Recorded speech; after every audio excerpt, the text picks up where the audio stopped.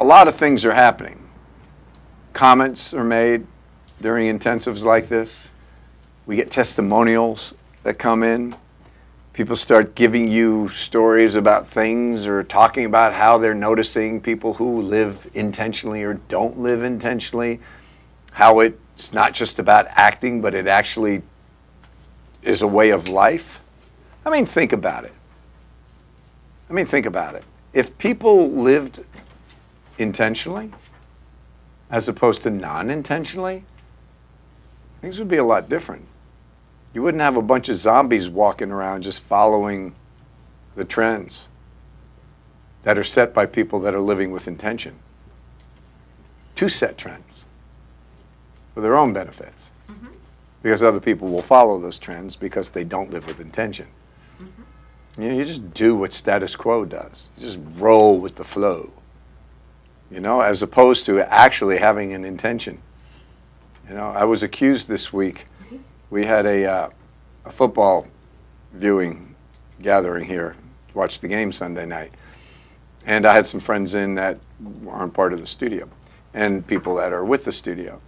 And one of my guys said to me at the end of the game, he says, I noticed you don't laugh at your friends' jokes. And I said, because they're not funny. Oh, that's funny. It's like a joke is supposed to make you laugh. He goes, I know, but he would be like over there saying all these jokes, and then you wouldn't respond, and he would then go back and he would cower. And I said, well, maybe he's got to go work on his material. I'm not going to just do a courtesy laugh. It's not funny. I'm not like that, You give me something with a little bit of thought on it. Something's happening there, or you're catching a moment, or you're capturing humor, and it's like, okay, then we get funny, because it's like I'm in this intensive on intention, meaning living your life with intentionality. And anytime I teach any intensive, I'm always in the midst of that intensive, because at the end of the day, you just got to put the pieces of the puzzle together. If you don't work, you don't make money, you don't eat. That's not really too complicated, okay? If you do your job, you're responsible, you're a person that's adding something, and you're going to get into the flow of currency, and now you can provide for yourself, and you get food, and you can eat. Not complicated. So when you're living your life and you're just there, this is part of the problem, that people will think more in generality than in specificity. When you start thinking in specificity, the title on your name changes to professional, master, scientist, analyst, specialists.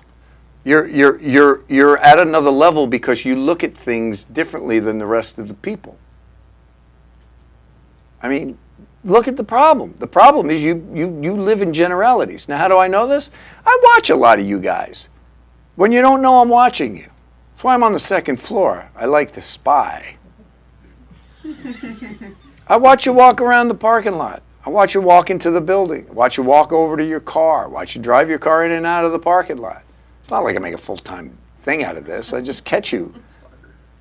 Sometimes I see some of you just walking down the street on your little Vespas or your scooters or whatever it is that you're doing. And I watch you. And then I go, well, I know that person. Let me just see them. And I go, they're checked out. They're checked out. They're not there. They're somewhere, but they're not here. They're not where their body is. Their brain is somewhere else. Their spirit, their soul is somewhere else. I'll actually wave. Nothing there. No awareness at all. And it's not just missing. You're not being present. You're not living your life intentionally and present and being present. I'll give you an example. When you were a teenager, an early teenager, one of the things that we all looked forward to was getting our driver's license. Because it represented freedom, independence, right? Oh, I can drive now. I can go places. I can do what I want to do. It represented all that. And if you can think back to the time when you first got in that automobile, can all of you think about the first car you ever drove? Mm-hmm. When you got in that car for the first time, it was like, oh, I'm at the wheel. Oh, I'm controlling the steering wheel. And now when I was coming up, we had 3 pedals on the floor, not just 2. You had a clutch shift, and you got this little stick here. You had a. Or if you live in Bogota, Colombia, those people drive a stick. There you go. So you're now going, ooh, mirrors. I'm learning how to drive. This is all brand new. And everything is ooh, and it's all brand new. Now, if you've been driving for any amount of time, you're doing everything in that car besides driving it. You are. But if you became a precision driver, a stunt driver, a professional race car driver, those rules would change back again to as if it were the first time you ever got in the car. Because now you need to live with specificity. You have to live with intentionality. There are things that we have to do that force us to be in present moment situations. And a lot of times we fight it. We don't necessarily want to go there. We don't, all right, I'm here, what? All right, it's real popular with teenagers. You got to hold them. And then when you intimidate them enough, or whatever strategy or tactic you have to use, yeah. And now they're there forcefully because they'd rather just be off in this other place. This is the condition. This is the condition. The condition is people overall will figure out enough they need to know, enough of what they need to know to get the job done so they can cruise, because we are creatures of comfort habit. We want to be in the habit of being comfortable. And when you do that enough, you tend to just, And if you have enough money and you have enough time, you can actually wind up classifying as the living dead, where you're not now needing to do anything because you don't have to. So you do nothing because there's not enough creativity in you to actually take advantage of the money and the time you have to do something beneficial, resourceful, productive. Not everybody. I'm just making a statement. I mean, if you took golf and card games off of this planet, what are most old people going to do? I mean, seriously. Let's say you turned the television off. Now what are you going to do? What happens? What happens when the electricity goes out in the house on those off occasions? And depending on where you live, it might happen more often than not. But I remember living in New York when we'd have snowstorms and blizzards and all that stuff. It'd be often that we would lose electricity. And you'd lose it for a period of time. And when you did, it threw you into the now. You now had to live in a survival mode. It changed things. I mean, this is what camping trips are for most people. It's an opportunity to get away from the mundane and the regular. And now, we live at a heightened level. Why? Because for a weekend, we're roughing it. In our multi-$1,000 tent with all the goodies and the equipment and everything, so that it's almost like we're home, so we can take our comfort with us to another environment. Right. Got it? Glamping. Yes, right. So, but this is the issue. And the issue is, this is what most of the conditioning does to people. When you go into a specialty study, whether it's athletics, whether it's the arts, it could be people who are really serious about certain hobbies, where you now have to be in the moment because that's what's going to determine whether you win the game, whether you score, whether you make it. How present are you? Because the more precise that thing becomes, the more your eye and your focus and your concentration The more you are not there, the quicker the chances are you're going to blow it, and the other person's going to take advantage of that. That's what's called competition. And that's why the Olympic Games, the difference between a medal and medaling and non-medaling, and what level medal you get, is often 1/1000th of a second. And if we could really measure it, really measure it, it could even be 1/1,000,000th of a second. Because that's the whole point of why we have these games. What can we do? What are we made of? So it's going, well, this is great, Coach, I just want to act. Well, you're not going to get to act if you don't figure some of these things out, because you will be boring. And after a while, nobody's going to want to watch you. And you're not going to be interesting. But man, when you get intentionality in you, and you're moving and grooving on purpose, with intent and focus, and you're filling up all those moments, people will not be able to take their eyes off of you. You become very interesting, because intention produces attention. It just does. So how do I do this? Conditioning. It's not going to happen by you listening to me talk for 20 minutes. It happens through conditioning, changing your mindset. At the beginning, 3 weeks ago when I started this intensive, changing your mindset was one of the first things that I told you. It's one of the first actual definitions of intentionality. To change your mindset so that it is focused on a project, a task, something significant that's occupying you, as opposed to all the other nonsense that occupies us. We're focused. We're focused. And now you'll be able to only go as far as your conditioning, your talent level, your abilities, your application, your training is going to take you, and then you can increase it. But you've got to know the direction that you're going in.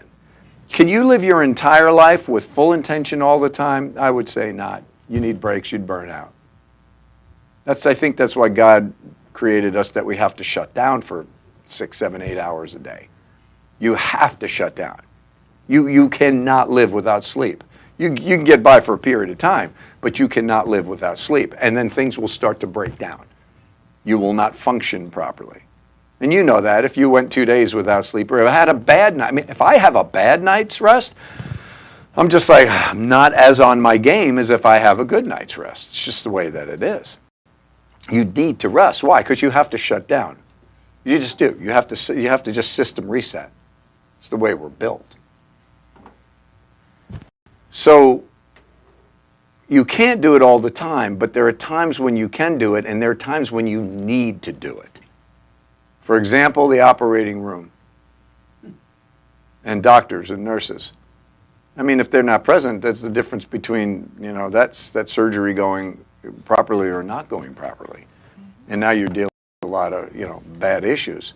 Why do you think we have regulations on things as well? Like cars are recalled.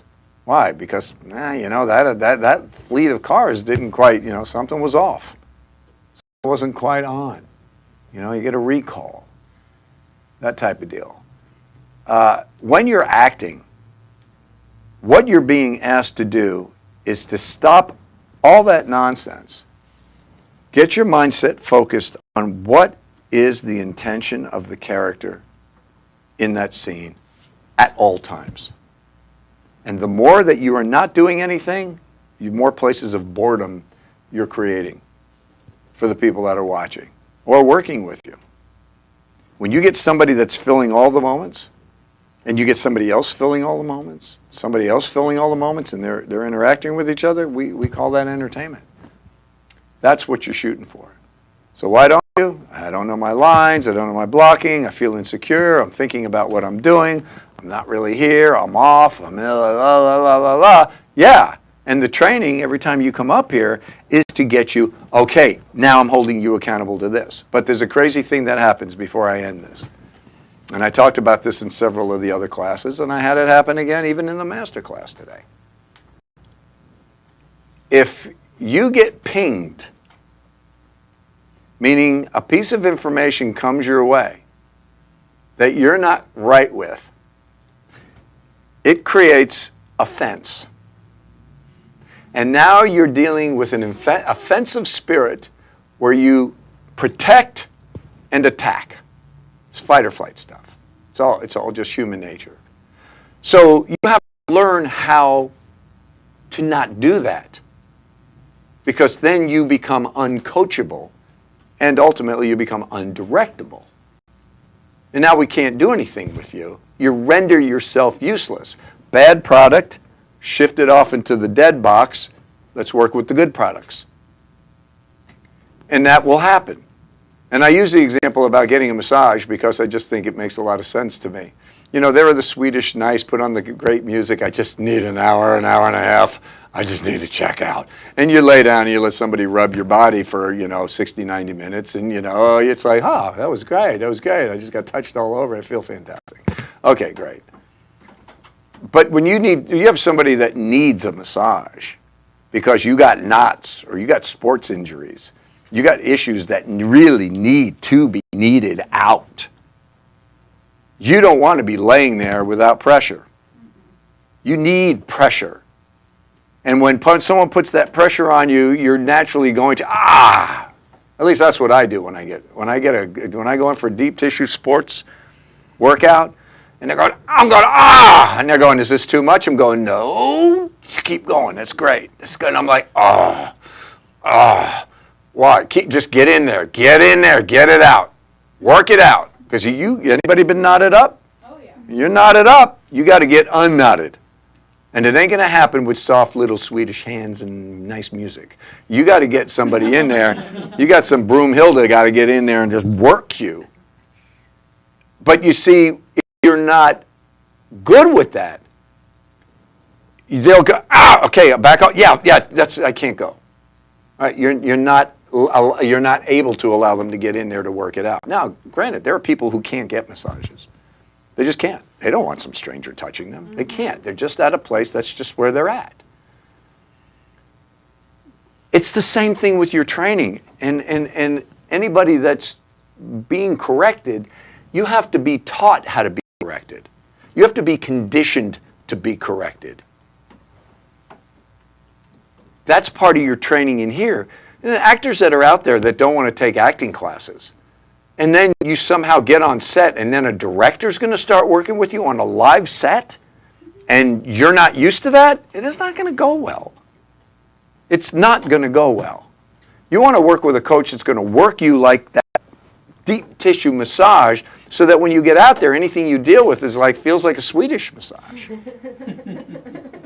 It's the whole batting donut principle. Put the weight on the bat when warming up, knock the weight off the bat so the bat's lighter and you can swing better. Put the resistance on when you're training so that when you're not training, you can fly. So when you're being worked with, guys, understand that I'm over there and my brain is calculating, can I get in there? Can I go where this person needs to go? Can I take them there? Or am I going to get a bunch of static and a bunch of feedback? And if I really give them what they need, will it offend them to the point where now they don't feel safe and they're scared and they completely shut down, and now I've got a reverse process on my hands where I've just created an untraining session. And that's the delicacy and the sensitivity that I have to have working with you guys. Knowing that. And that's my art. To know where can I go. And sometimes the simplest little thing will set somebody off. You're not in a good mood that day. You're sensitive. You're overly sensitive. And then you're taking it out. And now it becomes a personal thing instead of a professional thing. Because you don't understand how to operate professionally. And it's the same thing with intimacy in a scene. You know, when you start hugging and kissing and shoving and pushing and fighting in a scene, whatever level of physical interaction that you have to do with, if you're not at a professional level, it starts to become personal. And now you're taking it personal either in a negative way because this person is really, really roughing you up, or they're really putting you off because it's becoming too emotionally intense, too romantic, too sexual, if you will. And it's like, I don't have those feelings for you. Who gives a crap? You're an actor. We don't care about you. We care about what the character needs and should have going on with them based on how the writer created them. That's your job, is to service the character, not to service your own needs and insecurities up here. That's still amateur level. You guys see what I'm saying? Yes. And you have to work on that professional intimacy. So that if the scene gets romantic and you're not worried about, does this person really think I'm really into him? No, it's professional. When you're up here working, it's professional. Because if you can't do it here, how are you going to do it on set? How are you going to get past a casting director? So your intentionality should be, you're learning how to leave yourself behind, get up here, give everything to what the character needs to have. And it isn't about you. It's about how the character responds and what the character does based on their own intentionality. What are they all about? What are they after? Why are they talking? Why are they listening? Why are they moving? Why are they there? And what's the point? And if you treat it like you do, like whoever said acting is natural, should be shot. There is zero. My first acting class was in 1977. There is nothing natural about acting. Nothing. You got to create it all. You got to create it all. It's not natural. You're making it natural. You're working at making it look natural. That's what has to happen. And the intentionality is what's going on in the scene. And if you don't know what's going on in the scene and you don't understand the character and what's going on with the character, you now have big giant craters. They're not holes, they're craters of nothing happening. And you can't answer questions about why you're doing what you're doing and the reason for what it is that's happening with you, because you don't know. And if you don't know, there are holes. So your job is to fill those up. You fill those up with whatever you can based on what the writer has given in you, and the rest you have to fill it up with your own creativity and imagination as storytellers. Because you're a storyteller. Okay, I'm over here and I don't really know what's going on in the scene. Well, what's the story? And what's the character story? And then what needs to happen? What should happen here? I don't know. I don't really have anything. Well, what would be interesting to do? Do something. Tell a story. It's like, I don't know what. I petrify. Oh, yeah, and now you're compounding it and just the scene is like, help me. We don't even want to look at this stuff.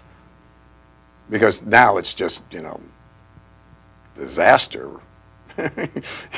management.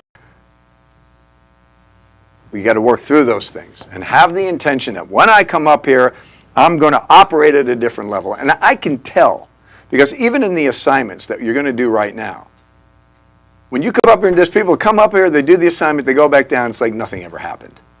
And then there's other people that come up and they are so intent on the assignment, on what they're supposed to be doing, which there can't be a simpler assignment that has any type of weight than what we're doing right now.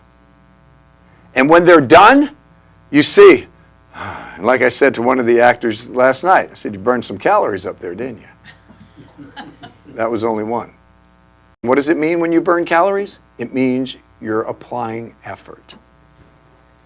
You're doing something different besides what you're doing right now wherever you're watching this. Sitting there and listening. And how about somebody that listens like this?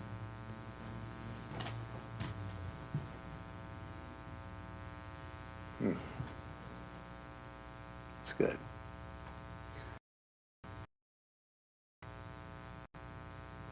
That's active listening. You're now studying. You're now participating. And then, of course, there's this listener.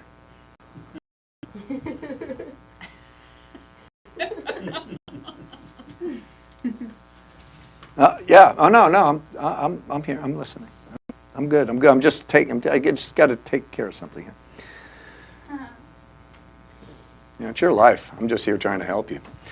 Trying to shake some things up. You know what I find interesting, and I'm done. It's all over. I get these texts. I just got another one today. Coach, I got to get back in the studio. I need it. I need it. I can't go a week without being in that environment. You know, well, and I think to myself, what's going on? You know, it's like, what's really happening here? What does that mean? And I get a lot of these. I get a lot. I'm trying to line them up, but it's all work. Just to put them out there so you could just see them making this stuff up. Yeah, I'm not making this up. I just got one here. This came in tonight. I get them all the time. It's just, but I know where this one is. I'll just read it to you. Okay. Oh gosh, I got to get back in the studio. I'm going to put in 1,000%. I desperately need it. I got to be in class at least once a week for my artistry, for my emotional and mental health. Not having it on a consistent basis is definitely affecting me. It really does make a difference in my life, and I'm so grateful to have. Wow, the rest is compliments and stuff. But you get it. It's like, what? And I think, what is that about? It's an acting class. What is that about? It's about me forcing an environment on you to hold you accountable and present, to be alive in the moment. And then you're like, oh, wow, I'm alive. This is great. I'm having this experience. This is really great. I don't live like this. And then you go back out to your life and you get into mundane and routine and habit, and you're wondering why it's like your cells are dying. If you're not doing things about it. If you're not doing things about it. Energy, it facilitates itself on a trajectory. Meaning, you know, a body in motion tends to stay in motion. Excitement builds excitement.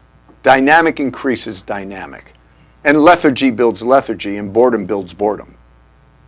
You get it? It's a trajectory. It's science. It's just the way that it goes. And so the things that you're doing also have to do with negative non-present thinking. Like I'll hang out with some of you guys sometimes, or just, and it'd be like, and I'd be like, they'd be saying things like, oh man, dude, she's such an asshole. And I'll say, do you know her? What are you talking about? Well, you're saying she's an asshole. Why is she an asshole? Do you actually know that person? No, just what she did. Well, okay. Well, what did she do? Well, did you see the way she just did that thing? She handled that thing, or she just did? I said, so that upset you? Yeah, that really bothered me. So then you created a choice that her actions are going to create this dynamic in you. Would you shut up? You're being an asshole. Okay, so I guess we're all assholes. But I mean, you have friends like this. You got to. Yes. Okay, you have to. But do you see when I point it out to you and I illustrate it to you, how stupid it looks?